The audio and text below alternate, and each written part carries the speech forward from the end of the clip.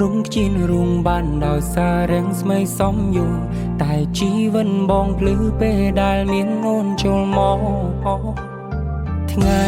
ដែលពួកយើងរងចាំហើយនេះគឺជាស្នេហ៍យើងថែមកច្រើនឆ្នាំតស៊ូតាំងពីក្ររហូតដល់មានបាទុំអាក្រងឬល្អបងតែងមានអូនក្បែរប្រាបងសូមសារភាពក្នុងថ្ងៃនេះថាបងពិនជាស្នេហ៍ដួងខែរំនារីឆោពន់ដោយផ្កាយរំកាយរំពណ៌សអូនឡអើយសែឡគុំស្អាតខ្លាំងពេញបងសុំងងតែមករំមិនចូលបែរលូតញោមថ្ងៃនេះជាថ្ងៃໄວ5ផងបងមិនធ្លាប់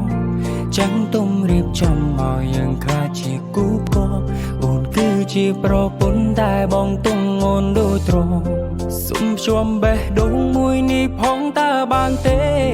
យើងមាននិស្ស័យបានក្រាបក្បាលរកន្ទេក្នុងនាមជាស្វាមីបានថ្នាក់